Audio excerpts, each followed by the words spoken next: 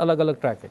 अब ये जितने सारे एंगेजमेंट ग्रुप है, इनके अलग अलग समिट हुआ है, अलग अलग एंगेजमेंट प्रोग्राम्स हुआ है। जैसे I am from the youth engagement group of G20, हमारे 1600 कार्यक्रम हुआ है across India, across colleges, universities. हम लोग चौपाल करे गांव गांव में जाके, मतलब there was a huge team. मैं I was just a facilitator, but बात यह है कि प्राइम मिनिस्टर ने इसको जन भागीदारी का एक रूप दे दिया। बिल्कुल कि it should not be Delhi centric. और इसमें क्या होता है कि आप एक गांव में जाके लोगों को समझाते हो कि G20 का इंपैक्ट आपके ऊपर क्या पड़ रहा है, या फिर आपके सॉल्यूशंस, आपके सुझाव भी जा रहा है। जो डिक्लेरेशंस आते हैं, जो फाइनल डिक्लेरेशन, उसमें सबका इनपुट होता है, जितने सारे एंगेजमेंट ग्रुप्स होता है। और उसमें ग्रासरूट लेवल में whatever we have seen, ये जितने सारे हाउ मुद्रा स्कीम ट्रांसफॉर्म्ड, लाभार्थी जो एक वर्ग आज हुआ है, how government of India's whole of government approach priority based किस तरह से काम किया, these are templates for the developing countries.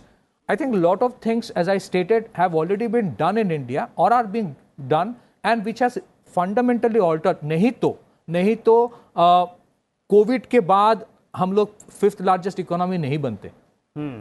और अगर आप परचेसिंग पावर पैरिटी से देखें तो we are the 3rd largest economy in the world, $13.5 trillion almost, because lot of things have been done. जिस टाइम इकोनॉमी एक पूरे तौर से गुजर रहा था, as ambassador also rightly mention, we went ahead with critical reforms that would benefit people at the grassroots level.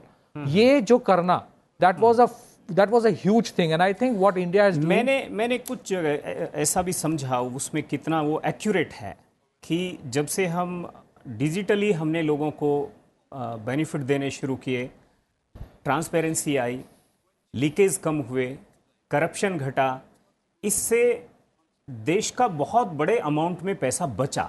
$27 billion. ये data था। 27 मतलब करीब के, आप देखिए कम से कम कितना होगा 27 बिलियन, तो आंकड़े में अभी करना भी मुश्किल है। लाखों करोड़ों के अमाउंट में पैसा बचा, और उसी पैसे को फिर इंफ्रास्ट्रक्चर डेवलपमेंट में यूज किया जा रहा है। आज अब देखिए जो रैपिडेक्स का इनॉग्रेशन हुआ, जो मीरठ से दिल्ली तक, बिल्कुल आप 1 घंटे में मीरठ से दिल्ली आ सकते हो, काम करके फिर वापस चले जा सकते हो। तो पहले जो होता था, मीरठ से किसी को दिल्ली में आके काम करने के लिए यहीं पे रुकना पड़ेगा। अभी मैं जाने आने का प्लान कर रहा हूँ। You know what all of these changes have ensured that they've not just given us an ease of living to the citizens of India, they've also changed the perception. This morning I was listening to the President of the Australian Senate, Sue Lines, and she began her introductory remark by saying that whoever thinks India does not take democracy seriously is very, very wrong, because she came here, she saw how India looks like, the kind of transformation, infrastructure transformation has taken place. She heard about India's digital success story. Last evening, she was there at the new Parliament building, and she got to know how the new Parliament building has been constructed in less than 2.5 years with world-class facilities. It's a completely paperless Parliament. So she said India does take democracy seriously, not just in terms of how the growth is measured, but also in terms of how you transform lives of the people. And people are talking about a country which comprises of 140 crore people. It's not easy to bring about the change that you talk about. But to make that happen in such a less time is something that is being noticed by the global community, and the leaders are, in fact, talking about it. Ambassador, would you like to add something to it? No, absolutely. I think what you said is very right. You know, what has been mentioned over the last several decades, that democracy, you know, countries can go into democracy, people get all the political power in terms of choosing their representatives, in terms of putting in their votes. But, you know, that is not holding elections. That is not the end all and be all of a democracy. Democracy should be able to improve the living conditions of the citizens, of the people. And this is something that was not happening as far as other countries are concerned. And I think increasingly after the Second World War also we saw that while all the countries emerged as democracies, but slowly and gradually they were all slipping into you know, becoming autocracies or dictatorships or military holding power either directly or indirectly. I think India is one country with its huge challenges, with its huge diversity, with its huge inequalities also, that not only has it been able to stay as a successful democracy, it has been able to preserve its the unity of the country, which many other countries in the world have not been able to do because of the challenges that they have faced. and also at the same time being able to improve the living conditions of our people.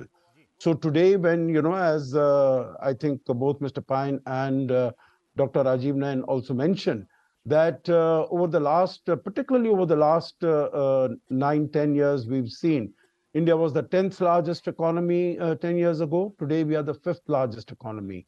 And very soon, we are going to become, even in nominal dollar terms, we are going to become the 3rd largest economy by 2027-28. We are the fastest growing major economy in the world. And as the managing director of the IMF has said, India is the bright spot in an otherwise gloomy economic environment of the world. So I think all that India has been able to do, and as I think President Biden also said, that India has demonstrated that democracies can deliver. Democracies do deliver in more ways than one, not only in political terms, but also in terms of giving a better life to the people. And this is what we can see, Tina, what you mentioned about the head of the Australian delegation mentioning, Sue Lines mentioning this. This is very true. जी अशोक जी, बहुत बहुत शुक्रिया आपका हमारे साथ बने रहने के लिए। और एक आखिरी सवाल जो है वो पथिकृत के साथ जो है वो करना और ज़रूरी लग रहा था। आईपीयू की जो रिपोर्ट थी 2022 की, उसमें उन्होंने बताया कि करीब अभी भी, जबकि दुनिया डिजिटलाइज हो चुकी है, ऐसे में अभी भी दुनिया की आधी पार्लियामेंट्स ऐसी हैं जो डिजिटलाइज नहीं हुई हैं। उन्होंने ये भी बताया कि ब्राज़ील नंबर 1 वो पार्लियामेंट है जो पूरी तरह से डिजिटलाइज तो है ही, लेकिन वो प्रो पीपल है, वो लोगों को कनेक्ट करना चाहती है। जैसे हमारे यहाँ बातें तो होती हैं और कोशिश भी हो रही है कि पंचायत टू पार्लियामेंट, ठीक है, e panchayat to parliament, e parliament, इस तरह। तो ये कई बार ये जो आधी पार्लियामेंट अभी भी डिजिटलाइज नहीं है, ये जो बात आई, तो ये मुझे भी शॉक करने वाली थी। क्या जो हमारी डेमोक्रेटिक इंस्टीट्यूशन है, क्या सरकारी सिस्टम है, उनको किस बात की चिंता कई बार रहती है। और हम अगर भारत में भी देखेंगे, जो प्राइवेट सेक्टर है वो डिजिटलाइज्ड पहले हुआ, सिस्टम में डिजिटलाइजेशन बाद में आया, कॉरपोरेट, और वहां पर आप देखेंगे और जो सरकारी कर्मचारी थे वो कंप्यूटर फ्रेंडली बाद में हुए। आपने सही कहा कि ये एक पैटर्न दिखने में आता है कि गवर्नमेंट में डिजिटाइजेशन थोड़ा बाद में हुआ। हाँ। और बहुत सारे चीज़ों में शायद गवर्नमेंट में आने में थोड़ा टाइम लगता है, लेकिन व्हाट इज रिमार्केबल कि हिंदुस्तान में जब सरकार की डिपार्टमेंट्स में डिजिटाइजेशन जब शुरू हुई, उसके बाद से जिस तेजी से पूरा डिजिटाइजेशन हुआ, that is an example for the rest of the world. और इसी में आप देखिए, जब ये जो पेपरलेस पार्लियामेंट है, हम जब क्लाइमेट चेंज की बात करते हैं, जब आप पेपरलेस कुछ करने की कोशिश कर रहे हो, at least the parliament has started, grass root level में भी, पंचायत में भी शायद टाइम लगेगा, लेकिन हो गया बहुत जगह पे अभी तो जुडिशियरी सिस्टम भी पूरा पेपरलेस हो गया। तो आप इसके देखिए कितना आप कार्बन फुटप्रिंट कम कर रहे हो। इसी वजह से मैं ये कहना चाहता हूँ, इंडिया ने बारीकी में बहुत छोटी छोटी चीज किया है पिछले 9-10 साल में, जिसके बारे में बात चर्चा तो बाहरी देशों में होता नहीं है, लेकिन इसका जो इम्पैक्ट है ऑन कार्बन फुटप्रिंट, मैं एक उदाहरण देना चाहता हूँ। पिछले 6-7 साल में हिंदुस्तान ने 1 करोड़ स्ट्रीट लाइट चेंज कर दिया सोडियम से एलईडी, और 36 करोड़ एलईडी लाइट डिस्ट्रीब्यूट किया एट अ सब्सिडाइज्ड रेट। उसका इंपैक्ट क्या हुआ?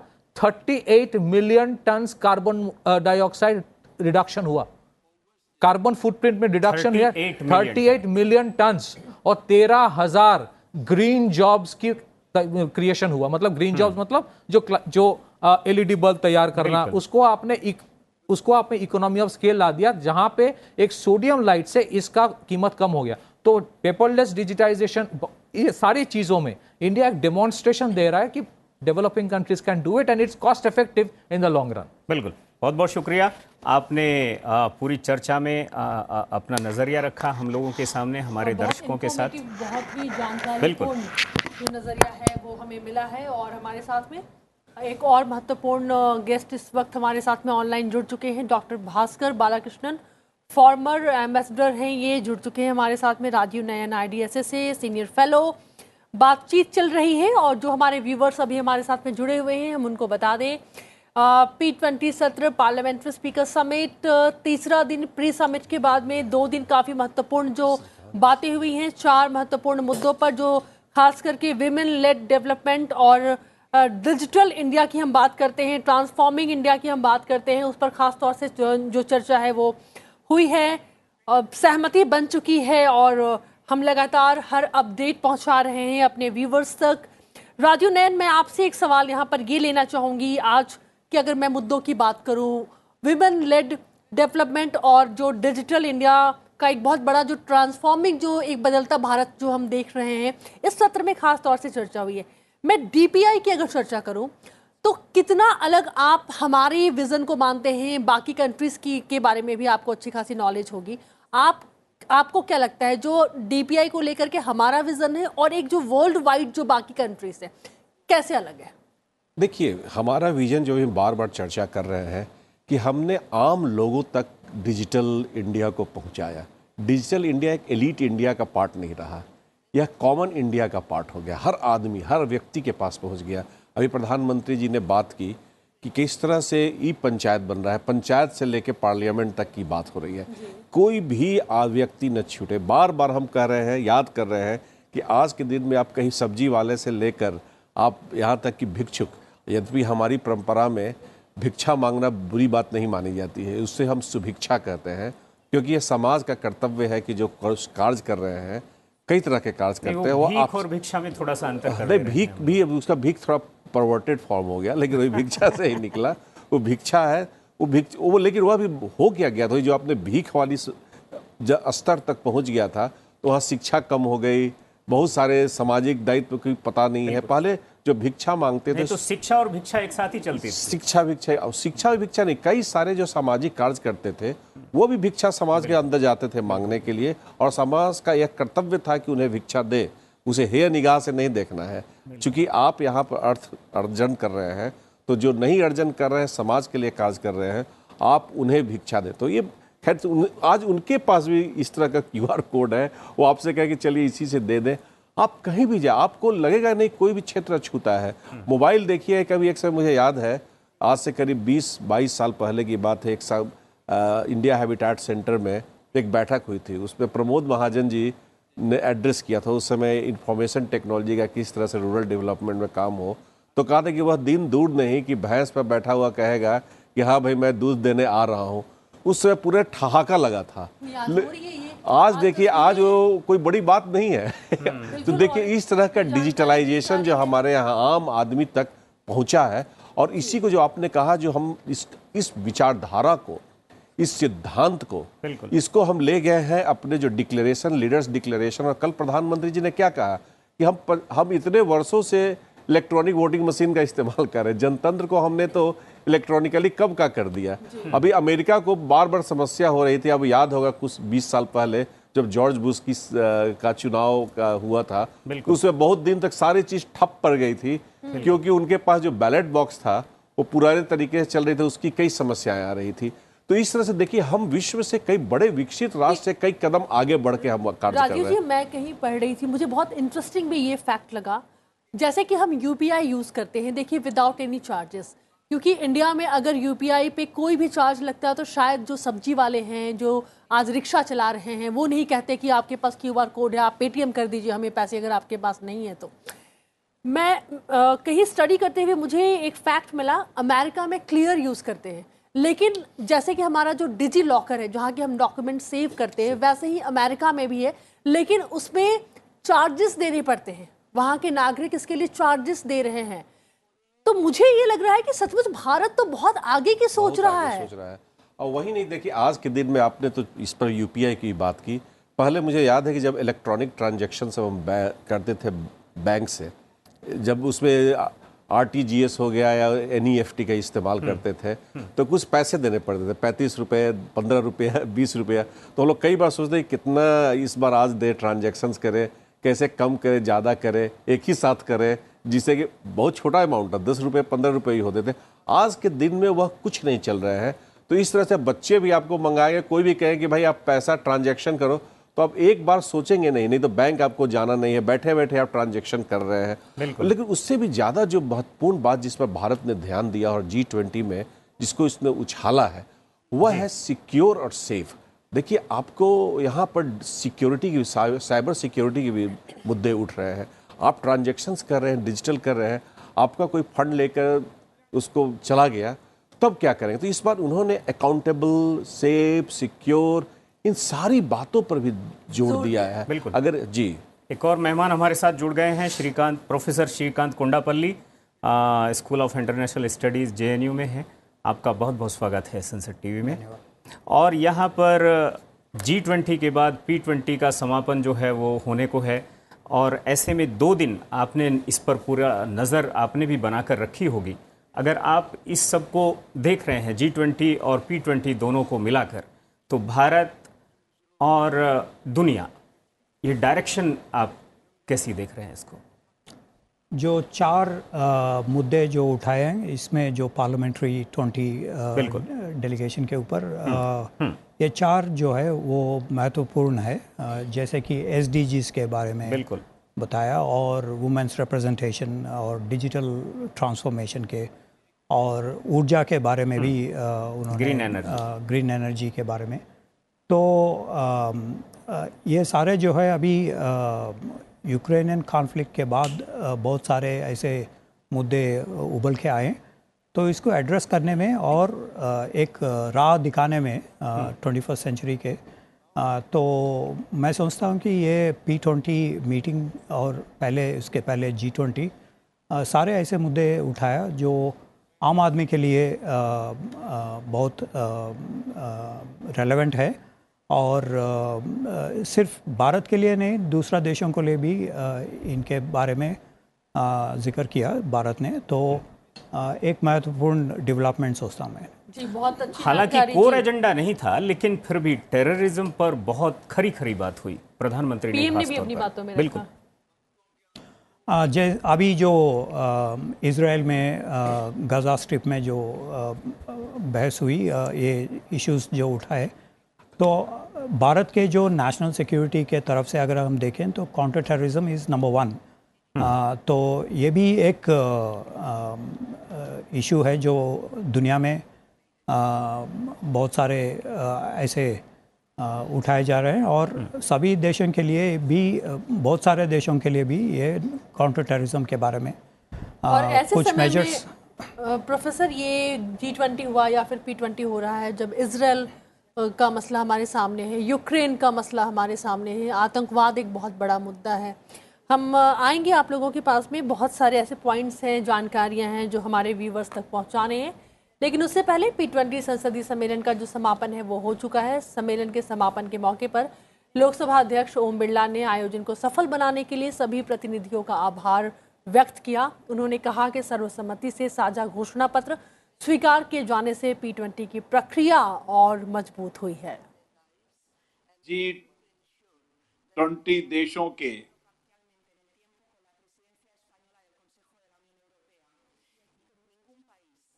प्रतिनिधिगण,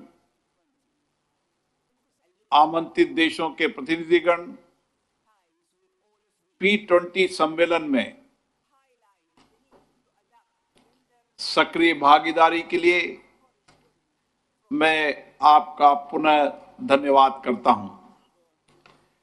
एक्सेलेंसीज, 2 दिनों की सार्थक चर्चा के बाद अब हम भारत की G20 की अध्यक्षता के तहत नई दिल्ली P20 शिखर सम्मेलन के समापन पर आ गए हैं। मैं इस अवसर पर एक पृथ्वी, एक परिवार, एक भविष्य के लिए संसदें विषय पर P20 शिखर सम्मेलन की सफलता के योगदान के लिए आपका और आपके प्रतिनिधिमंडल के सदस्यों का हार्दिक धन्यवाद व्यक्त करता हूं। P20 सम्मेलन में संयुक्त वक्तव्य के एडॉप्शन में P20 की प्रक्रिया और मजबूत हुई है।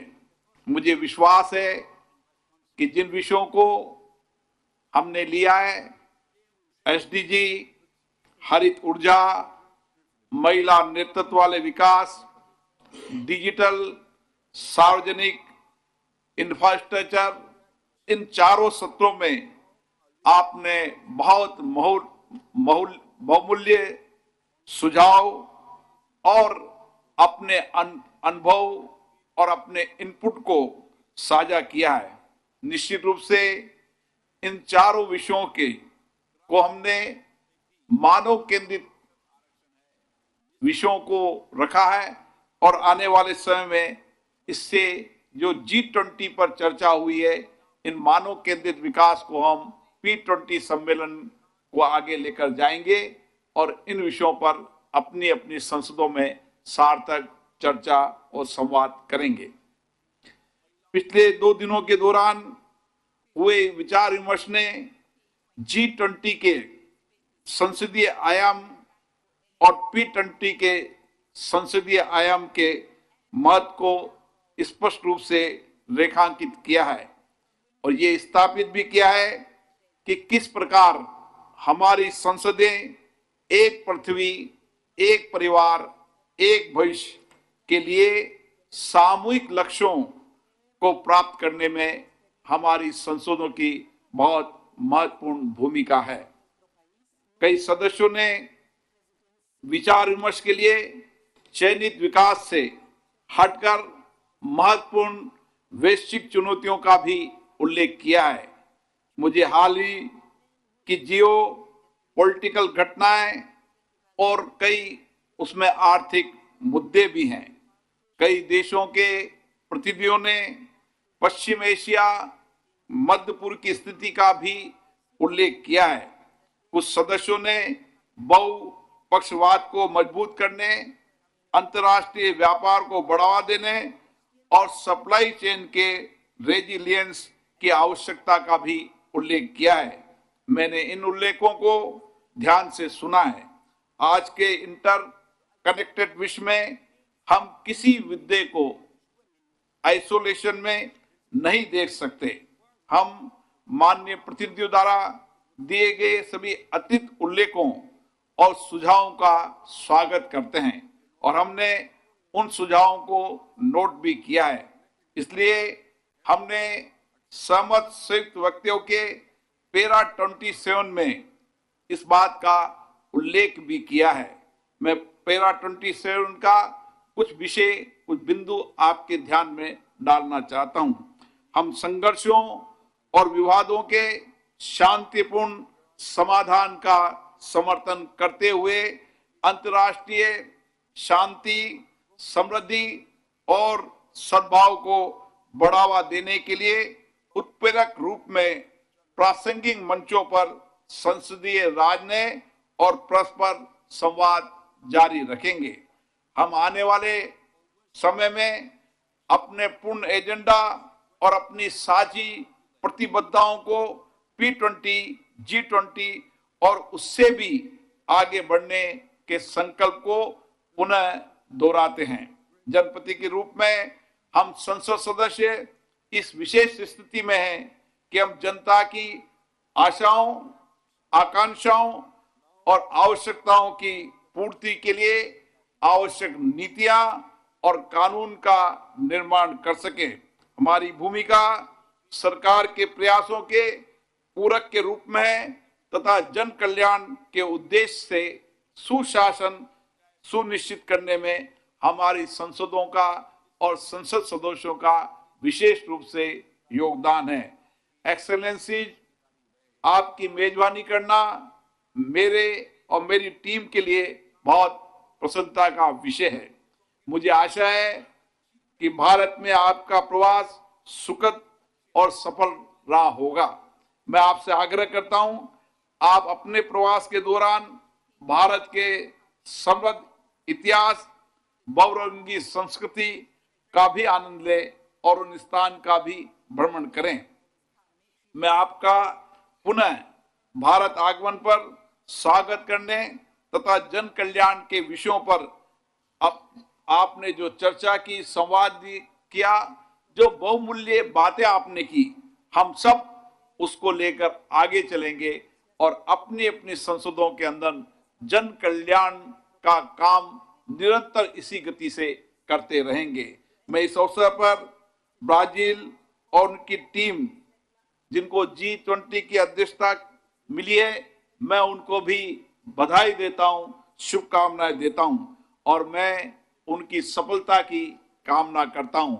अब मैं ब्राजील के चैम्बर ऑफ डिप्यूटीज के अध्यक्ष माननीय आर्थर सीजर परेरा डी से अनुरोध करूंगा कि वह यहाँ पर आए और अपने बहुमूल्य विचारों को व्यक्त करें और मैं ब्राजील की अध्यक्षता के लिए उनका हार्दिक स्वागत करता हूं, अभिनंदन करता हूं।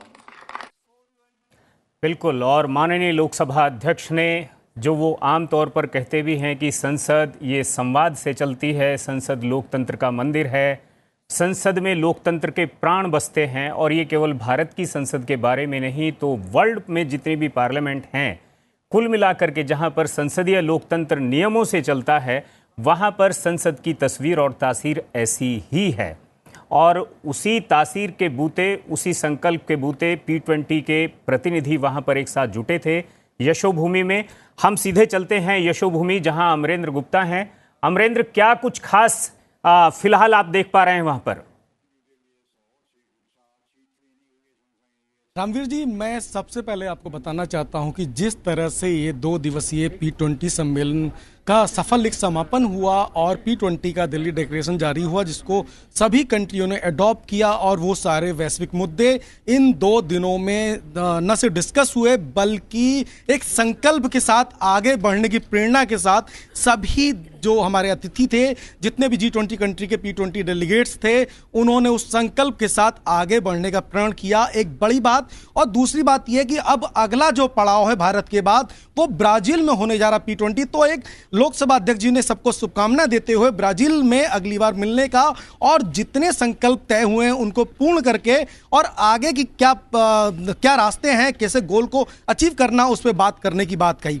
अब इसके बाद मैं बात करता हूं भारत में ये 2 दिवसीय जो P20 सम्मेलन हुआ, और सबसे पहले अगर मैं बात करूं जो प्री समिट हुआ, एक खासा अहम समिट माना जा सकता है। अगर 3 दिनों की बात करूं तो प्री समिट में जो अपना सबसे बड़ा एक अचीवमेंट था, जलवायु परिवर्तन को लेकर जो चर्चा, अगर आपको याद होगा कि प्रधानमंत्री नरेंद्र मोदी जी ने 2021 में 20 अक्टूबर 2021 की वो तारीख मैं याद करता हूं जब केवड़िया में जलवायु परिवर्तन को आवाज दी थी, और उस समय IPO के UN के चीफ उस कार्यक्रम में थे, और उसके बाद इसको एक वैश्विक मुद्दा बनाते हैं क्योंकि चुनौतियां सबकी बराबर होती हैं, साझा सहमति के साथ चुनौतियों का सामना किया जा सकता है। और जलवायु परिवर्तन पे एक सबसे बड़ी उपलब्धि भारत ने जब लीड ली, ग्लासगो में जो COP26 हुआ तो वहां पे भारत ने लीड लेते हुए इसको वैश्विक मुद्दा बनाया और उस मुद्दे पर आगे बढ़ते हुए अपने लक्ष्यों की ओर आगे बढ़ा। और उनकी सरकार, भारत सरकार की जो नीतियां हैं उनमें आप देख सकते हैं कि वो साफ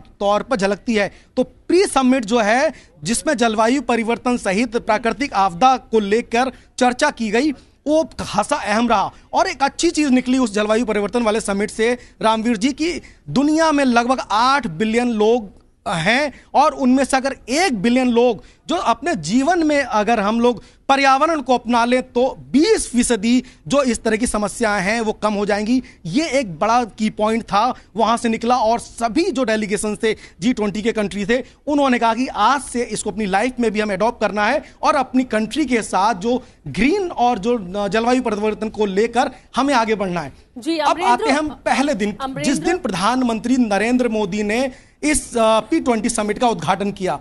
प्रधानमंत्री जी ने बहुत बड़ी बात कही और बहुत सारी चीजों को एक साथ इस वैश्विक मंच पर साझा किया।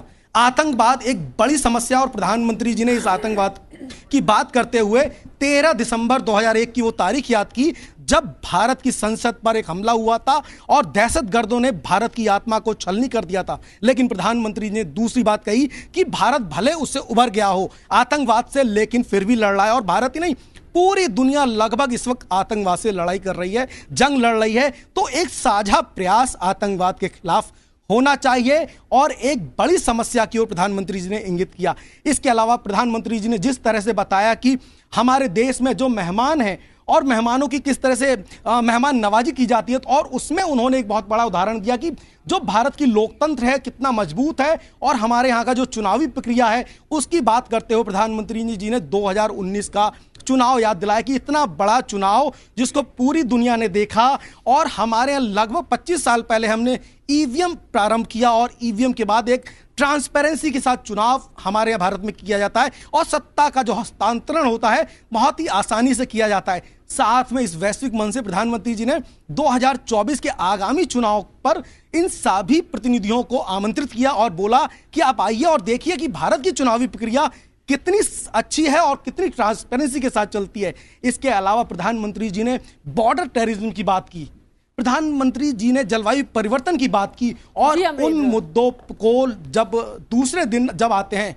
जी अमरेंद्र, बिल्कुल बहुत महत्वपूर्ण जानकारियां आपकी तरफ से निकल करके आ रही थी। हमारे सहयोगी मनोज वर्मा भी अब हमारे साथ में जुड़ चुके हैं। मनोज जी, खुद आप यशोभूमि पे आपकी नजर बना करके आप लगातार आपने रखा हुआ है वहां पर, मैं आप वहां पर गए भी थे।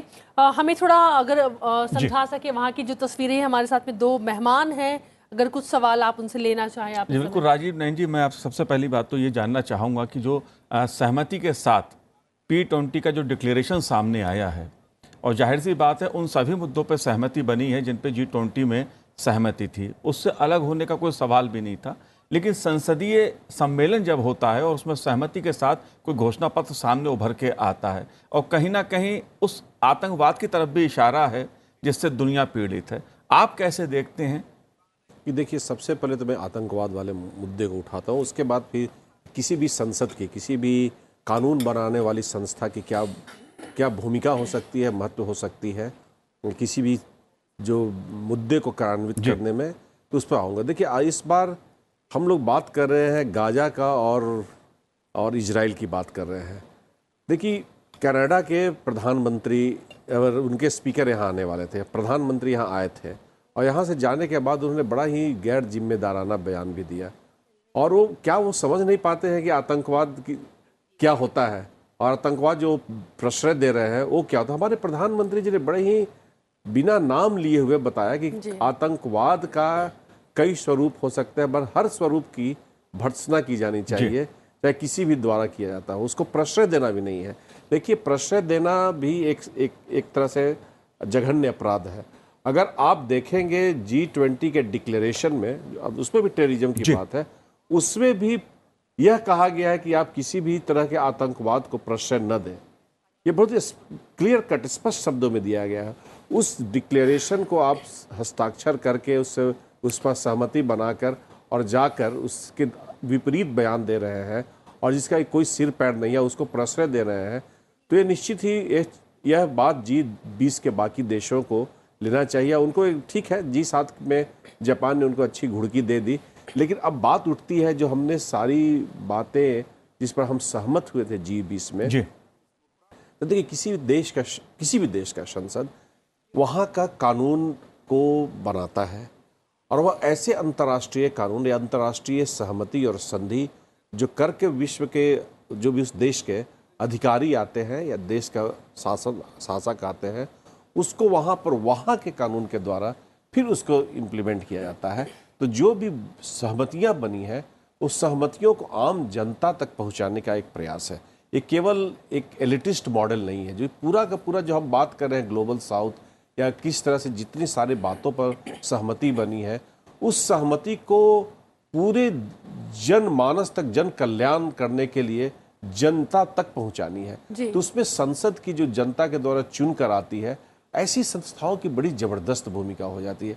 होता क्या है, किसी भी समिट हो या किसी बैठक में आपके एक बड़े अधिकारी जाएंगे, उनके साथ कुछ उनके अधीनस्थ कार्य करने वाले लोग जाएंगे, लेकिन जहां संसद जुटती है तो वहां पर पूरे के पूरे वहां की जो सांसद है वो जुड़ जाएंगे और वही नहीं जुड़ेंगे, वो अपने अपने क्षेत्र में जाके इन सारे बातों को बताएंगे कि कैसे हमें क्रियान्वित इसे करना है। राजीव जी, लेकिन आपने भले ही ये रेफरेंस कनाडा का दिया है, लेकिन मुझे लगता है कि पैरा 27 जिसका जिक्र लोकसभा अध्यक्ष ने अपनी बात में कहा, जहां पर इंटरनेशनल कॉन्फ्लिक्ट की बात है, पीस की बात है, उसका जिक्र भी हमें नहीं भूलना चाहिए कि भारत वक्त रहते बता देता है कि उसका मैसेज जो है वो क्या है। मैं इस चर्चा में डॉक्टर भास्कर को भी जोड़ना चाहूंगी इस वक्त, जो हमारे साथ में ऑनलाइन जुड़े हुए हैं। डॉक्टर भास्कर, मैं आपका भी इस पर टेक लेना चाहूंगी। देखिए, समिट जो है वो समाप्त हो चुका है। हम बात कर रहे हैं 4 महत्वपूर्ण सत्रों के बारे में जिस पर बहुत विस्तार से चर्चा हुई, सहमति बन चुकी है। आपकी भी जो नजर है वो लगातार बनी रहेगी। बताइए मुझे इस पर आपका रिएक्शन क्या है सर? मेरा रिएक्शन ये है कि ये जो मीटिंग कंडक्ट हुई है वो बड़ी अच्छी तरह कंडक्ट हो गई थी। ये 4 जो टेक्निकल सेशंस है वो बहुत ही इम्पोर्टेंट है। पूरे डेवलपमेंट एजेंडा पे डिस्कशन हुई है और खासकर डिजिटल पब्लिक इंफ्रास्ट्रक्चर जो भारत में सक्सेसफुली बढ़ाई है वो काफ़ी देशों में इंटरेस्ट है। वो भी चाहते हैं कि भारत से ये डिजिटल पब्लिक इंफ्रास्ट्रक्चर प्राप्त कर ले और इसमें हमारे लिए कमर्शियल और इकोनॉमिक बेनिफिट भी हो सकती है। ये डिजिटल पब्लिक इंफ्रास्ट्रक्चर जिक्र हुआ था कि ये तो चार्जेस नहीं है, इसलिए क्योंकि ये पब्लिक है। यहाँ यूएस और अदर दूसरे देशों में ये डिजिटल इंफ्रास्ट्रक्चर प्राइवेट कंपनीज के द्वारा की जाती और वो इसमें से प्रॉफिट लेते हैं, लेकिन हमारी जो मॉडल है वो नॉन प्रॉफिट और फ्री टू यूजर है, तो ये बहुत ही इम्पोर्टेंट और सक्सेसफुल है। और यहाँ पे तो डिजिटल इंफ्रास्ट्रक्चर है, पब्लिक इंफ्रास्ट्रक्चर है, भारत में कई चुनौतियां भी है। एक है कनेक्टिविटी हमको और भी बढ़ानी होगी, और दूसरा है जो affordability of devices, mobile devices. काफ़ी लोगों के पास ये जो स्मार्ट मोबाइल फ़ोन वगैरह नहीं है। और तीसरा है जो डिजिटल लिटरेसी है, वो अभी तो हम ये यूपीआई वगैरह यूज कर रहे हैं, लेकिन अगर हम ध्यान नहीं देंगे तो ये साइबर क्रिमिनल और मिसयूज भी हो सकती है। और ये काफ़ी केसेस आ रहे हैं जो हमारे जो यूजर्स हैं जो फ्रॉड के विक्टिम हो सकते हैं। इस एरिया में हमको और भी काम करना होगा, अपनी quality of digital public infrastructure बढ़ानी होगी। जहाँ तक ये जियोपॉलिटिकल इश्यूज है, जो हमारी जो कंसर्न थे कि यूक्रेन आएगा और गाजा इजराइल भी आएगा, ये दोनों मुद्दे को काफ़ी सक्सेसफुली डाउन प्ले किया गया है। हालांकि जो अध्यक्ष है उन्होंने उसके बारे में मेंशन किया है कि कई देशों ने उठाया है, खासकर इंडोनेशिया ने शायद उठाया था। और ये जो सिचुएशन है ये अभी भी चल रही है, और आगे जो 23 अक्टूबर को सारे जो अध्यक्ष फिर से मिलेंगे अफ्रीका में, अंगोला में इंटर पार्लियामेंट्री यूनियन का सबसे बड़ा मीटिंग वहाँ होगा, और शायद वहाँ भी इसके बारे में चर्चा होगी, क्योंकि जो अरब देशों के पार्लियामेंट स्पीकर्स हैं उन्होंने एक स्टेटमेंट इशू किया है। तो इस तरफ से हमारी जो इम्प्रेशन है कि ये जो मीटिंग काफ़ी अच्छी तरह हैंडल की गई। हमारे जो स्पीकर हैं उनको काफ़ी कंग्रेचुलेशंस ड्यू है, उनकी और इनकी टीम को। ये इतनी इम्पोर्टेंट मीटिंग को इतनी स्मूथली हैंडल किया गया। और ये देखना है कि जो पार्लियामेंट के लीडर्स हैं वो प्राइम मिनिस्टर के बराबर होते हैं, क्योंकि ये डेमोक्रेसी में 3 पिलर्स होते हैं, लेजिस्लेचर, जुडिशरी और एग्जीक्यूटिव। तो ये जब P20 है ये अलग मीटिंग है दूसरे एंगेजमेंट ग्रुप के मुकाबले, क्योंकि ये एक इंडिपेंडेंट पिलर ऑफ गवर्नमेंट को रिप्रेजेंट करता है। ये काफ़ी इम्पोर्टेंट मीटिंग है इस कारण से। So overall, I think India should be very satisfied with the outcome of the meeting. I think there's a lot of goodwill generated, and I think we have handed over to Brazil a very good start for them to take it forward. Thank you. Professor Srikanth, अगर संसदीय कूटनीति की बात की जाए तो उसकी भूमिका को आप कैसे देखते हैं, जो भी वैश्विक स्तर पर चुनौतियां हैं, क्योंकि संसदीय कूटनीति को मानवता के बेहतर भविष्य के लिए इसका उपयोग किया जाए, इसका उल्लेख सहमति के पत्र में भी है, तो वो संसदीय कूटनीति का रूप आप क्या देखते हैं, क्या स्वरूप हो सकता है और किस तरह वो अपनी भूमिका निभाती है ऐसे मामलों में? जैसे कि अभी ये P20 मीटिंग में इतने संसद जो रिप्रेजेंटेटिव्स आए थे बहुत सारे देशों से, और अभी अफ्रीकन यूनियन के जो रिप्रेजेंटेटिव भी शामिल हुए, और जो ऑब्जर्वर स्टेट्स जैसे कि बांग्लादेश, मॉरिशस वगैरह जो संसद के सदस्य उन्होंने भी शामिल किया, जिसमें हमें लगता है कि एक इंक्लूसिविटी और सोशलाइजेशन का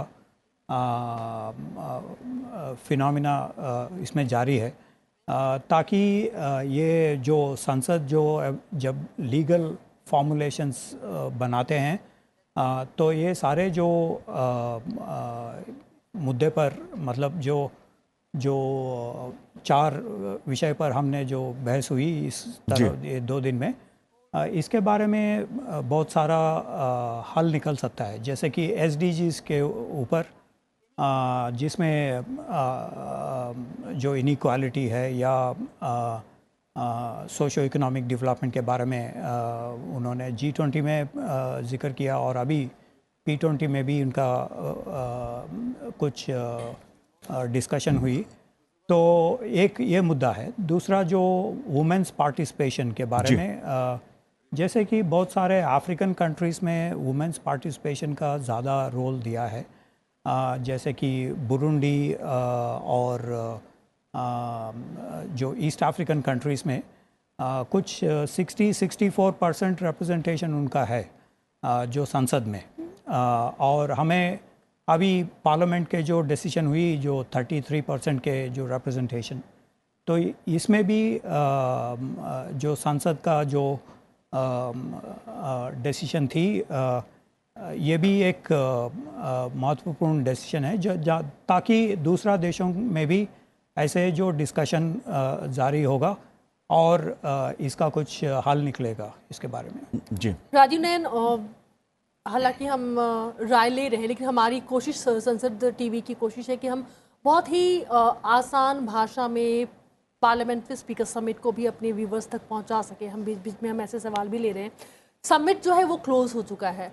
मैं आपसे अब ये समझना चाह रही हूँ कि जब जब समिट जैसे ये पार्लियामेंट्री स्पीकर समिट जब अब क्लोज हो चुका है, सहमति बन चुकी है, इसके बाद का पूरा प्रोसेस अगर हमें समझाते हैं, अब नेक्स्ट जो प्रेसिडेंसी है वो G20 की ब्राज़ील के पास में है, तो इसका फॉलोअप कैसे होता है, ये पूरा प्रोसेस क्या होता है इसके बाद? देखिए, एक निरंतरता बनी हुई है। जब शुरुआत हुई थी इसकी 1999 में जी, अगर आप देखेंगे उस समय के कम्युनिके को, तो बहुत सारी आपको बातें जो दिल्ली के जो मीटिंग हुई थी उसमें थी, उसमें बहुत सारी समानताएं होंगी। लेकिन वक्त बदलता है, समय बदलता है, समस्याएं आती है, समाधान भी नए करीब आते हैं, तो उन सारे समाधानों का फिर से उन्हें उसमें लाया जाता है दस्तावेज में। तो उसी तरह से यह दस्तावेज हमने जो तैयार किया था दिल्ली में, काफ़ी जिसे कहते हैं कि वॉल्यूमिनस, काफ़ी विस्तृत दस्तावेज था, और उस दस्तावेज को डिफरेंट इंगेजमेंट ग्रुप्स के साथ हमने लाया। तो ये पार्लियामेंट्री 20 भी है, यह one of the engagement groups ही इसको कहते हैं, G20 का है। तो बहुत अलग इसको हम नहीं देखना चाहिए, लेकिन उसका उसी के संसदों का जो G20 के देश है उनके सांसदों का एक जो स्पीकर्स का एक तरह से कहीं मीटिंग होती है। कुछ स्पीकर्स नहीं आए, ठीक है, लेकिन कहीं ना कहीं रिप्रेजेंटेटिव्स उनके आए, उनके बाकी लोग आए। अब इस बात को आगे बढ़ाना है। अगली प्रेसिडेंसी जो ब्राज़ील की प्रेसिडेंसी है वहाँ तक जाएगी। अब ब्राज़ील को अब इसके इतनी धरोहर में ये सारी बातें मिल गई है। अब उस धरोहर को वो कैसे संजो कर किस तरह उसे और आगे बढ़ाता है, क्रियान्वित करने के लिए लोगों को बुलाते हैं। जैसे भारत ने 1 साल के अंदर क्या किया था, जो भी बाली में कहीं भी उनके अनुभव थे, उन अनुभवों के आधार पर और उनसे आगे बढ़कर, आगे बढ़ने की कोई आपको पूरी स्वतंत्रता है, वो उससे आगे बढ़कर किस तरह से जो मुद्दों पर हमने सहमति की है उन मुद्दों को आगे ले जाए, उससे सारे देश को कहे कि हाँ चलिए बताइए क्या समस्या हुई, क्या नहीं हुई, कैसे इसके क्रियान्वित कर। असली अब मुद्दा आ गया, इसको क्रियान्वयन देना। आपने तो सहमति बना ली कि हमें आना है, इसमें कोई कंट्राडिक्शंस नहीं है, आपस में हम कैसे बैठे हैं, कैसे इसको बढ़ाएं, कैसे साझा करें अपने अनुभवों को। पर राजीव जी, एक ऐड ऑन, क्योंकि बहुत सारे ऐसी कंट्री है जिन्होंने P20 को ऑर्गेनाइज नहीं भी किया है। अगर आप 2010 से उठाकर देख ले, हालांकि ऑफिशियली 2018 से ही P20 हो रहा है, कुछ कंट्रीज ने ऑर्गेनाइज नहीं किया है। तो फिर आगे इस बात को लेकर के क्या समंजस होता है? आप पर डिपेंड करता है कि आप कितना मजबूत इंगेजमेंट ग्रुप्स बनाते हैं, किस किस मुद्दे को लेते हैं। जैसे आप जब शुरुआत हुई थी G20 की, तो बात की गई थी कोई भी ऐसे डिवाइजिव इश्यूज नहीं लाना है, उसमें कि आतंकवाद भी शामिल था, सुरक्षा के विषय को नहीं लाना है। इसके पीछे एक पृष्ठभूमि थी, यूक्रेन रूस का युद्ध चल रहा था, और हमेशा इसकी छाया G20 पर लगता था कि पड़ती रहेगी, सहमति का दस्तावेज नहीं बन पाएगा। तो ऐसे चीज़ों को दरकिनार किया जाए। लेकिन जब बातचीत चल रही थी, देखिए उसमें भले ही अंतिम क्षणों का, अंतिम सेक्शन का जिसे कहते हैं, उसमें आतंकवाद की बात की गई है, लेकिन की गई। लेकिन जब तक चर्चा चला था, जब 1 साल तक कवायद चली, तो उसमें कहीं भी सुरक्षा का मुद्दा लाया ही नहीं गया था। तो यह होस्ट कंट्री जो प्रेसिडेंसी जिसके पास है, उस पर डिपेंड करता है कि वह इसे ले जाए या नहीं ले जाए। लेकिन ऐसे ग्रुप, जैसे भारत ने कई सारे इंगेजमेंट ग्रुप्स को इतना अच्छे से चलाया, तो वो भी चाहेंगे कि जो कुछ डिलीवर कर सकता है उसे क्यों नहीं आगे रहे। यूथ का है, आप बिना युवा वर्ग को भागीदारी बनाए हुए क्या कल का जो फाइनेंशियल स्टेबिलिटी ला सकते हैं। महिलाओं के सशक्तिकरण की बात थी, आप सिविल सोसाइटी को जोड़ रहे हैं, आप थिंक टैंक्स को जोड़ रहे हैं, आप पार्लियामेंटेरियंस को जोड़ रहे हैं। ऐसे भी देखिए इंटर पार्लियामेंट्री यूनियन जो है आज के दिन में विश्व में एक बड़ी ही महत्वपूर्ण संस्था बनकर उभरी है IPU का। और IPU है केवल G20 ही नहीं, बहुत सारी मुद्दों पर वो बड़ी ही राय रखता है। एक तरह से यहाँ के पार्लियामेंटेरियंस का पूरे विश्व भर का एक नेटवर्क बनकर उभर गया है और जहाँ तहाँ बैठक कर यूनाइटेड नेशंस में भी वो अपना पहुँचते हैं। यूनाइटेड नेशंस में कोई बहुत आप महत्वपूर्ण कोई संधि हो रही हो या चाहे कोई भी निगोशिएशंस हो रहा हो तो उसमें भी IPU के रिप्रेजेंटेटिव्स को आप पाएंगे कि वहाँ पर पहुँचे हुए हैं और ये आपस में मिल बैठकर एक दबाव जिसको कहते हैं ना एक प्रेशर ग्रुप के रूप में एक उभर कर सामने आए हैं। तो देखिए इनकी एक भूमिका है, आप जो मुद्दे को लाए हैं उनको ये ले जाके बाकी जो प्रतिनिधि हैं उनको पहुंचाएंगे, प्रतिनिधि आपस में बातचीत भी करेंगे, जहां समस्याएं आएंगी उसका समाधान भी करेंगे। कई देशों में मान लिया कि कुछ तरह की आ रही है विकृतियां तो उस विकृतियों को भी दूर करेंगे। तो ये एक है फॉलो अप एक्शन यही होगा, इसको अब कैसे आगे बढ़ाया जाए बात को। बहुत एम्बिशियस देखिए जो डॉक्यूमेंट है G20 का वो बड़ा ही एम्बिशियस डॉक्यूमेंट है, काफ़ी विस्तृत भी है। आपको एक एक शब्द जो है, मैं यही कल परसों आपके उसमें बोल रहा था कि जो एक एक शब्द है, एक एक शब्द के में जो है उसमें गहरापन छिपा हुआ है। उस गहरा इंक्लूसिव, सेफ्टी, सिक्योरिटी, ये वर्ड सुनने में बड़ा आसान लगता है। कैसे सिक्योर करना है, कैसे इसे सेफ करना है, कैसे इसको इंक्लूसिव करना है, कैसे अकाउंटेबल करना है। देखिए आप डिजिटल की बात कर रहे थे तभी से हम लोग, उसमें अकाउंटेबल भी बात की गई है। अब अकाउंटेबिलिटी बिना पार्लियामेंट को लाए हुए अकाउंटेबल आप कर ही नहीं सकते हैं। तो ऐसे ऐसी कई सारी एक एक जो शब्द है उस शब्द का बहुत ही महिमा है, उन शब्द का बड़ा ही सार्थक उसका निकालना हो तो इसमें किसी भी चीज़ को अकाउंटेबल आप नहीं कर सकते, आप उसको इक्वालिटी इंक्लूसिव करना है। इंटरेस्टिंग राजीव जी, इंटरेस्टिंग। हम लौटेंगे आपके पास में और भी बहुत सारी इन्फॉर्मेशन लेनी है। देखिए हमारे व्यूवर्स तक ये बात पहुंचनी चाहिए कि G20 तो हमारे लिए बहुत महत्वपूर्ण है, लेकिन P20 संसद की परिप्रेक्ष्य से कैसे महत्वपूर्ण है, आम जनता के लहजे से, उनके विचार से कैसे महत्वपूर्ण है। रुख करते हैं यशोभूमि का। हमारे संवाददाता इस वक्त सूरज जुड़ रहे हैं हमारे साथ में। सूरज, क्या तस्वीरें वहाँ से देखिए, वहाँ पर जो लंच है, जो लंच रखा गया था ऑनरेबल वाइस प्रेसिडेंट की तरफ से, वो भी अब पूर्ण हो चुका होगा। क्या तस्वीरें अभी आप वहाँ पर देख पा रहे हैं, क्या अपडेट है आपके पास? बिल्कुल प्रांजलि, जो यहाँ पर 2 दिवसीय P20 सम्मेलन था आज वो संपन्न हो गया और जैसा कि आपने अभी बताया कि थोड़ी देर पहले उपराष्ट्रपति ने यहाँ पर जो जितने भी संसदीय पीठासीन अधिकारी आए हुए थे P20 देशों के और आमंत्रित देशों के, उनको उन्होंने आज लंच दिया था। साथ में एक भेंट भी हुई थी और IPU के चेयरपर्सन से भी उनकी मुलाकात हुई है। तो ये 2 दिवसीय कार्यक्रम जो था शिखर सम्मेलन, वो काफ़ी सफल रहा भारत के नज़रिए से अगर देखा जाए, क्योंकि भारत को पूरी दुनिया में संसदीय लोकतंत्र की मजबूती के लिए जाना जाता है।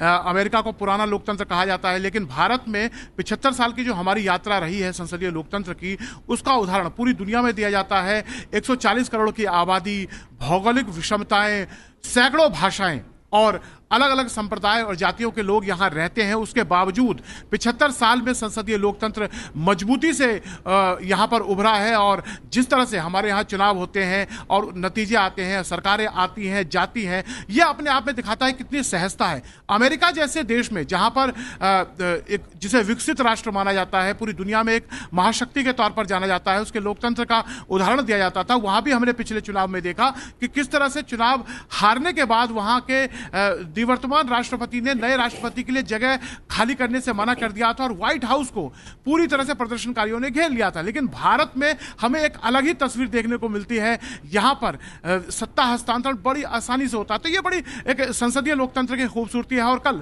प्रधानमंत्री ने जब इस शिखर सम्मेलन का उद्घाटन किया था तो उन्होंने कहा था कि 140 करोड़ के इस संसदीय लोकतंत्र वाले देश में आप सभी का स्वागत है, ये संसदीय महाकुंभ है। और उन्होंने बताया लोकतंत्र चलता, सरकारें जो है लोकतंत्र में आती बहुमत से हैं, लेकिन सरकारें चलती हैं, लोकतंत्र तभी कामयाब होता है जब सहमति होती है। और हमारे भारतीय संसदीय लोकतंत्र की यही खूबसूरती है, यहाँ चर्चा है, विवाद है, सहमति असहमति है, और यहाँ संसदीय लोकतंत्र कामयाब है। और हमने देखा तमाम जितने भी संसदीय दलों के पीठासीन अधिकारी यहाँ पर आए थे P20 में या आमंत्रित देशों के, उन्होंने अपने संबोधन में उसके बाद भी मीडिया से बात करते हुए हमें बताया कि किस तरह से भारत को वो लेके एग्जाम्पल की तरह, एक उदाहरण की तरह देखते हैं कि यहाँ पर इतनी बड़ी आबादी होने के बावजूद भी संसदीय लोकतंत्र कामयाब है। हमारे यहाँ की और भी खूबसूरती यहाँ के लोगों को लुभा रही है कि मात्र सत्ता पक्ष नहीं, यहाँ पे विपक्ष की भी उतनी ही भागीदारी सरकार में रहती है। जैसे संसदीय लोकतंत्र की हम अगर बात करें,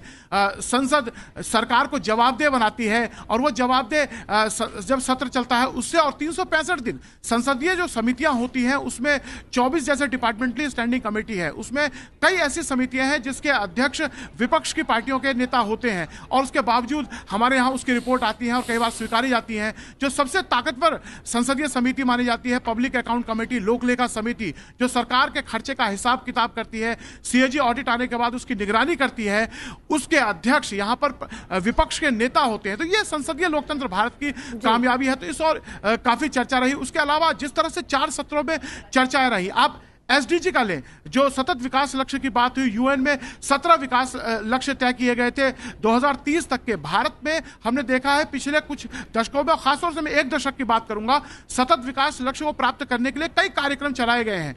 भुखमरी को समाप्त करने की बात कही जा रही है। भारत में 82 करोड़ से ज्यादा लोगों को बीते 3-4 सालों से मुफ्त में अनाज दिया जा रहा है, जिससे खाद्य सुरक्षा को सुनिश्चित किया जा रहा है। महिला सशक्तिकरण के लिए हमने देखा नारी शक्ति वंदन अधिनियम अभी पारित हुआ है संसद के विशेष सत्र में, और महिलाओं को निर्णय लेने की शक्ति दी गई है विधानसभा और संसदों में। तो इसी तरह की जो निर्णय है आप देखेंगे, सामाजिक सुरक्षा के तौर पर देखें तो उज्ज्वला योजना उसने जो है चूल्हे की और धुएं की से आज़ादी महिलाओं को दिलाया है। स्वच्छ भारत अभियान के तहत जिस तरह शौचालयों का निर्माण हुआ है, महिलाएं अब खुले में शौच से बच गई हैं। अब सुरक्षा का भाव हो, मौसम खराब होने की वजह से इस तरह की चिंता से हटी है। महिला उद्यमियों को बढ़ावा देने के लिए हमने देखा स्टैंड अप योजना, मुद्रा योजना जैसे कार्यक्रम चलाए गए, ताकि महिलाएं ज्यादा से ज्यादा सरकार से लोन लेकर अपना व्यापार खड़ा करें और उद्यमी बने। तो इस तरह के महिला सशक्तिकरण के कार्यक्रम चलाए गए। समावेशी विकास के लिए भी हमने देखा है सरकार ने कदम उठाए हैं, और हाशिए पर वंचित वर्ग के लोग अब 75 साल बाद हमने देखा है भारतीय संसदीय लोकतंत्र में सत्ता के पर काबिज है, सरकार वही चला रहे हैं। 75 साल की यात्रा में पहली बार ऐसा हुआ है कि आदिवासी वर्ग से आने वाली एक महिला आज राष्ट्रपति है, और देश के प्रधानमंत्री पिछड़े वर्ग से आते हैं, और उन्होंने अपने बचपन में जीवन यापन चाय बेचकर किया है। तो ये संसदीय लोकतंत्र की खूबसूरती है, इसी 75 साल की संसदीय यात्रा की, और बाबा साहब अंबेडकर के दिए हुए संविधान की देन है कि आज समाज का वंचित वर्ग सरकार चला रहा है। तो ये भारत के संसदीय लोकतंत्र की खूबसूरती है प्रांजलि, जिसकी जी सूरज, एक कॉन्फिडेंस देने का काम विकास के लिए बहुत जो जरूरी है वो सरकार जो है मनोजी महिलाओं को दे रही है। बिल्कुल। डॉक्टर भास्कर बालाकृष्णन जी, मैं आपसे ये जानना चाहूंगा इस बारे में, जो डिजिटल टेक्नोलॉजी के जरिए आम आदमी के जीवन में जो बदलाव लाने का एक लक्ष्य था, उस पर भी सहमति बनी और वो प्रस्ताव भी उभर के सामने आया। ये क्यों जरूरी है? इससे क्या परिवर्तन सामाजिक स्तर पर, आर्थिक दृष्टि से विश्व में देखने को मिलेगा, या किस तरह का परिवर्तन आ रहा है? इसमें तो काफी दिलचस्पी है काफी देशों में, और काफी जो एग्रीमेंट साइन हुए मिनिस्ट्री ऑफ इंफॉर्मेशन टेक्नोलॉजी के साथ, जिसके द्वारा हमारी जो डीपीआई के एक्सपीरियंस है उनको अवेलेबल कर दी जाए। तो ये एक डजन से ज्यादा देश है जो अभी भी एग्रीमेंट साइन किए हैं, और भी देशों में इंटरेस्ट है। तो ये डीपीआई एक सक्सेसफुल एक्सपोर्ट प्रोडक्ट है हमारी। जो प्राइम मिनिस्टर ने जनवरी में कहा कि India is the voice of the global south, we want to make our experience in development available through Global South Center of Excellence in Development, and also a global science and technology initiative. ये 2 initiative उन्होंने कहा था जनवरी में, और उसके ये जो DPI एक एग्जाम्पल है उसमें, जो डिजिटल टेक्नोलॉजी हम एक्सपोर्ट कर सकते हैं दूसरे देशों को। हालांकि हमारे देश में भी डीपीआई को काफी और इम्प्रूव करने की जरूरत है, क्वालिटी वाइज, साइबर सिक्योरिटी और डिजिटल लिटरेसी जैसे हमने कहा था। अब मैं 1-2 बातें कहना चाहता हूँ। ये जो डॉक्यूमेंट्स जो निकलते हैं G20, P20 एंगेजमेंट ग्रुप, ये जो डॉक्यूमेंट है लीगली बाइंडिंग नहीं है, ये ट्रीटी जैसे नहीं है। तो जहाँ तक इम्प्लीमेंटेशन की बात है, हर देश को अपनी तरीके से अपनी जो रिसोर्सेस है, अपनी जो मजबूरियां हैं, उसको नजर में रखते हुए इम्प्लीमेंट कर सकते हैं। Each country, each member will implement according to his own national circumstances. It is not legally binding. तो ये P20 ये जो डिक्लेरेशन निकला है वो भी लीगली बाइंडिंग नहीं है। हर देश में अपनी तरीके से इम्प्लीमेंट, क्या इम्प्लीमेंट करना है, क्या इम्प्लीमेंट नहीं हो सकता है, वो उस पर डिपेंड करता है। कोई ट्रीटी जैसे ह्यूमन राइट्स कमीशन ऐसे कोई फॉलो अप मैकेनिज्म नहीं है। और G20 की एक और बात है, वहाँ पे परमानेंट सेक्रेटेरिएट नहीं है। तो जहाँ तक इस साल इंडिया जो प्रेसिडेंट है वो परमानेंट, वो सारी मीटिंग ऑर्गेनाइज की है। अगले साल वो ब्राजील का टर्न होगा, तो सारे मीटिंग ब्राजील को ऑर्गेनाइज होगा। कोई परमानेंट सेक्रेटेरिएट नहीं है जो कंटिन्यूटी को इंश्योर कर सके। इसलिए हमारी जो ये प्रैक्टिस है G20 में, एक ट्रायोका रहता है, जो past president, current president and future president, ये तीन हमेशा कोऑर्डिनेट करते हैं ताकि जो हैंडओवर है वो स्मूथ हो जाए और फॉलो अप भी स्मूथ हो जाए। तो ये जो ये मैकेनिज्म है G20 में, मैं चाहता था कि ये जो हम एक्सप्लेन करें। और जहां IPU की बात है, 23 to 27 अक्टूबर में एंगोला में IPU का मेजर इंटरनेशनल कॉन्फ्रेंस होगा। वो जहां 170 से ज्यादा पार्लियामेंट के स्पीकर्स वगैरह डेलीगेट्स पहुंच जाएंगे वहां पे। और वहां पे इंटरेस्टिंग जो चीज है, वहां पे election of president of IPU for 3-year term, वहां पे 4 महिला कैंडिडेट है अफ्रीकन देशों से। तो वो काफी इंटरेस्टिंग इलेक्शन होगा अंगोला में। ये 4 महिला अफ्रीकन कैंडिडेट में से कौन इमर्ज होगा प्रेसिडेंट ऑफ IPU। मैं एक सवाल राजीव जी आपसे लेना चाह रही थी कि ऑफिशियली G21 हमें कब सुनने के लिए मिलेगा, क्योंकि अफ्रीकन यूनियन के जुड़ने के बाद में अब G21 हो चुका है, लेकिन ये ऑफिशियल कब तक होगा और क्या होगा? ये ऑफिशियली तो हो गया है, अब इसको पता नहीं क्यों इसको तो G20 हमने बुलाया, उन्हें बिठाया दिल्ली में, उन्हें तो हमने सदस्य बना लिया है। तो अब अगली में अब बातचीत शुरू हो जाएगी। अब G21 बोलना लोग शुरू कर, ऑफिशियली हो चुका है। ऑफिशियली देखिए वो बन चुका है सदस्य देश। अब उसको अनाउंस लिखने के लिए अब जब प्रेसिडेंसी आई तो हो सकता है G21 बोलना शुरू करें। ये आश्चर्य की बात है, क्यों अभी तक G21 बोलना नहीं शुरू किया है लोगों ने। हमने तो दी सदस्यता, सदस्य बन गया, G21 हो गया, G20 अब G21 हो चुका है। अब इसके बाद अब एक अगला में, अब देखिए ये सब इनफॉर्मल ग्रुपिंग्स है और हमारी समझ से तो G21 है, ऑफिशियली है, क्योंकि अभी आगे बातचीत होती है। लेकिन उसे भारत ने उन्हें लाया, भारत के समिट में जो दिल्ली की समिट थी उसमें आ गए हैं।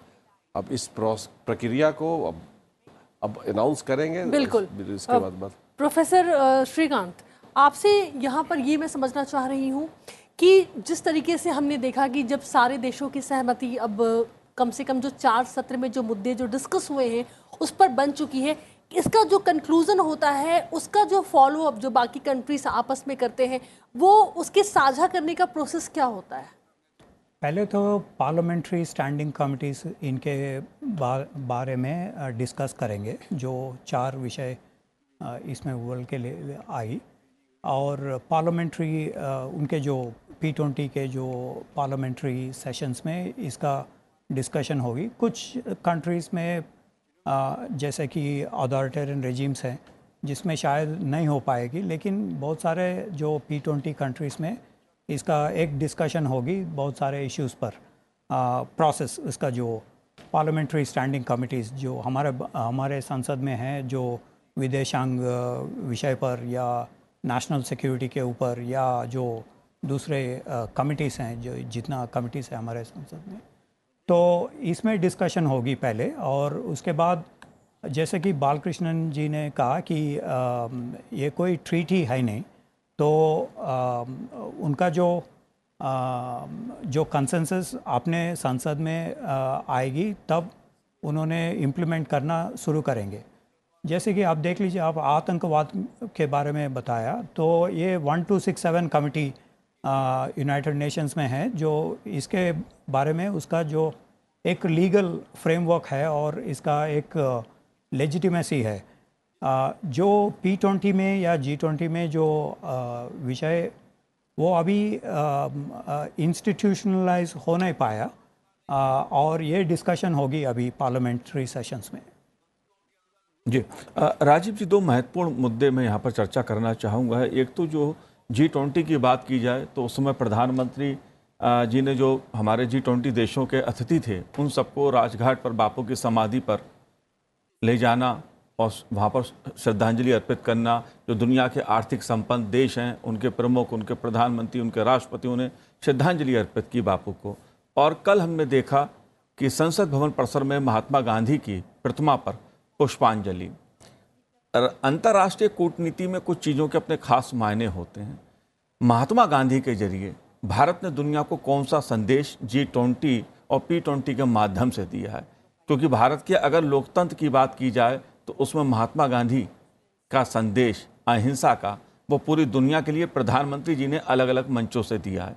आप कैसे देखते हैं इस संदेश को? निश्चित ही देखिए, भारत के इस महान पुत्र ने, जिसे कभी कभी राष्ट्रपिता भी लोग कह देते हैं, लेकिन भारत के इस महान पुत्र का पूरी दुनिया में एक छवि है, और वो है छवि जो आपने कहा हिंसा की और शांति से, और किस तरह से जनतांत्रिक माध्यम से आप अपने लक्ष्य की प्राप्ति कर सकते हैं। इसकी आप जिस तरह प्रधानमंत्री ने भी कहा कि यह युद्ध का काल नहीं है, यह शांति का काल है, और युद्ध आप संवाद का समय है, और इससे कूटनीति का समय है। तो देखिए, महात्मा गांधी एक जो एक छवि आती है, और महात्मा गांधी जो एक प्रतीक है, वो केवल शांति और अहिंसा के ही नहीं है। देखिए, उस व्यक्ति की एक अपनी समझ पूरी, जो आज कल प्रधानमंत्री ने कहा पंचायत से लेकर पार्लियामेंट तक जी, एक ग्रासरूट डेमोक्रेसी से लेकर ग्रासरूट लिविंग लाइफ हैक्स, जिस आपने जो कहा लाइफ स्टाइल चेंजेस, अगर गांधी की इतनी गहरी समझ थी। देखिए, पढ़ाओ बैरिस्टर आदमी थे, लेकिन एक अपना लंगोट लेकर भारत को उन्होंने पहनकर आज़ादी दिला दी थी। तो ये देखिए, ग्रेट टैक्टिकल मैन हुआ करते थे वो। और उसी तरह से आज के दिन में जब आपको बात करनी है, जैसे संसद की बात हुई, P20 की हम बात कर रहे हैं, आम आदमी तक पहुंचने की बात कर रहे हैं, जन तक पहुंचने की बात कर रहे हैं, एक अपनी एक अलग सिद्धांत की बात कर रहे हैं, एक फिलॉसफी की बात कर रहे हैं, तो निश्चित ही गांधी का इससे ज़्यादा प्रासंगिकता क्या होगा जब हर एक विज्ञान को हम जनता तक पहुंचाने का प्रयास कर रहे हैं, डिजिटल डिवाइड की हमको समाप्त करने की बात कर रहे हैं, विमेन एम्पावरमेंट, महिलाओं की सशक्तिकरण की हम बात कर रहे हैं, युवाओं को आगे लाने की बात कर रहे हैं, लेबर में भी किस तरह से एक लाया जाए जिसमें कि सबको बराबरी का एक वेज, मतलब उसमें मजदूरी मिले, चाहे इस तरह की बात कर रहे हैं। सस्टेन डेवलपमेंट की बात कर रहे हैं, सस्टेन डेवलपमेंट गोल को एक्सेलरेट करने की बात कर रहे हैं। चलिए, कार्ड चल रहा है 12% तक ही कहा जाता है कि इसका हुआ है, तो उसकी बात हम कर रहे हैं। तो तरह तरह की बात जब हम कर रहे हैं तो निश्चित ही गांधी को तो याद करना ही होगा। गांधी को जब तक आप याद नहीं करेंगे, आप कहाँ ज़मीन तक आप ले जाएंगे। किसी भी बड़े बड़े भी विचार ला रहे हैं तो उसे ज़मीन तक ले जाने वाला आदमी, जनमानस तक ले जाने वाला आदमी, एक जन क्रांति करने वाला आदमी, वह महात्मा गांधी ही थे। तो पूरी विश्व को भी अब बता रहे, जब ग्लोबल साउथ हम ला रहे हैं, तो उस देखिए ग्लोबल साउथ को जो आप ला रहे हैं तो निश्चित ही गांधी को याद करना होगा आपको। अच्छी जानकारी। और अफ्रीका से आपने जिस आदमी ने शुरुआत की, और देखिए यहाँ पर अफ्रीका की फिर से महत्ता स्थापित की गई है, तो वह व्यक्ति वह था। दरअसल गांधी के विचार कहीं ना कहीं अफ्रीका और भारत के उन संबंधों को भी याद दिलाते हैं जो कम से कम 75 साल पहले, जब भारत के स्वतंत्रता संग्राम की बात की जाए और उससे पहले की, जो गांधी का अफ्रीका में प्रवास रहा। और उसके जी देखिए, मैं एक शब्द इस पे थोड़ा सा और बोलूँगा। देखिए, जब इस मंच की स्थापना की गई थी तो उस समय ग्लोबल साउथ के बारे में लोग नहीं सोचता था कि developed and rising economies, world जो था सब था राइजिंग इकोनॉमीज। इसीलिए भारत, चीन, रूस सब राइजिंग इकोनॉमीज थे। अब जो है इसका ओरिएंटेशन, जो दिशा है, वह है ग्लोबल साउथ की अब बात कर रहे हैं। हुआ कि भाई, जब तक मूल मुद्दा था कि आप जो फाइनेंशियल स्टेबिलिटी को, वर्ल्ड फाइनेंशियल स्टेबिलिटी को आप कैसे स्थापित करेंगे, तो स्थापित करने के लिए आप एक बड़े क्षेत्र को छोड़ देते हैं जो कि खनिज की आपूर्ति कर रहा हो, जो हर तरह की आपूर्ति कर रहा हो, और जिसका कि जो ग्लोबल स्टेबिलिटी में, ग्लोबल फाइनेंशियल स्टेबिलिटी में इतनी बड़ी भूमिका है, वो स्टेक होल्डर जी। है और उसको आप नजरअंदाज कर रहे हैं। जी, तो आपकी बातों से राजीव जी विमेन लेड की आपने एक बार बात की और देखिए बहुत महत्वपूर्ण आज का ये सत्र का मुद्दा भी रहा है। थोड़ा तकनीकी है लेकिन आपसे फिर भी मैं समझूंगी कि जब जो एंगेजमेंट ग्रुप है, जब इसमें W20 है, इसके बावजूद इसको प्रमुखता से इस मुद्दे को उठाया गया, लेकिन क्या विमेन लेड डेवलपमेंट आज पूरे वर्ल्ड के लिए इतना बड़ा इशू है कि एक तो आपने एंगेजमेंट ग्रुप में भी जगह दे रखा है, सत्र में भी आप खास तौर से चर्चा कर रहे हैं, बाली में भी प्रधानमंत्री नरेंद्र मोदी ने कहा था कि हम इसको प्रायोरिटी में G20 में इस मुद्दे को हम उठाएंगे, ये मुद्दा आज इतना बड़ा कैसे बन गया? देखिए मुद्दा तो है ही, बहुत दिनों से मुद्दा था, लेकिन इस कार्यक्रमों के माध्यम से इस मुद्दे को क्रियान्वयन करने की बात अभी उठ रही है। अभी देखिए G20 खत्म नहीं हुआ कि आपके पास पार्लियामेंट में 33% महिलाओं की भागीदारी आ गई। तो भाई हमने महिला सशक्तिकरण की तरफ बढ़ना तो शुरू कर ही दिया। उसके साथ साथ आप अगर देखेंगे इसके अंदर जो पूरे के पूरे जो G20 का जो डिक्लेरेशन है जिसको कि स्थापित किया गया है P20 में भी, उसमें पाएंगे कि डिजिटल डिवाइड समाप्त करने की बात की गई है, एम्प्लॉयमेंट में वीमेन की बात की गई है कि इनको वेज बराबर, जैसे अभी मैंने कहा था, उसमें इंटरनेशनल लेबर ऑर्गेनाइजेशन के साथ बात करने की बात की गई है। साथ साथ यह भी बात की गई है कि वीमेन लेड डेवलपमेंट जो आपने कहा है उसमें हाइजीनिक, वीमेन का हाइजीनिक, हेल्थ, इन सारे मुद्दों को कैसे अब बढ़ाया जाए। जैसे किस तरह से इन्वायरमेंट, क्लाइमेट चेंज में भी बात करने की बात की गई है कि क्लाइमेट चेंज में महिलाओं की क्या भूमिका हो सकती है। देखिए पानी लाने जाती है महिला, सैनिटेशन के लिए जाती है महिला, उसको किस तरह से इसको स्वस्थ किया जाए। जैसे हमारे प्रधानमंत्री ने अभी बात करें कैसे कैसे हो रहा है, प्रधानमंत्री ने जब हमारा स्वच्छ भारत अभियान जो चलाया उसमें जो शौचालयों का जो निर्माण किया गया, उससे सबसे बड़ी डिग्निटी ऑफ वुमेन की बात भी तो की जाती है। कई सारी बिल्कुल राजीव जी, और देखिए वैदिक काल से ये प्रक्रिया चली आ रही है। यजुर्वेद में कहा गया है कि महिला जो है वो ब्रह्मांड की जननी है, यजुर्वेद में इस बात का जिक्र है। अर्धनारीश्वर की हम बात करते हैं बिल्कुल, और इसलिए हमें नारी की रक्षा करनी चाहिए। अब हम, लेकिन अच्छी बात यह है कि हम इक्वालिटी की बात नहीं कर रहे हैं, अब हम बात कर रहे हैं विकास की, हम बात कर रहे हैं कि नेतृत्व में कैसे महिला जो है वो आगे रहेगी।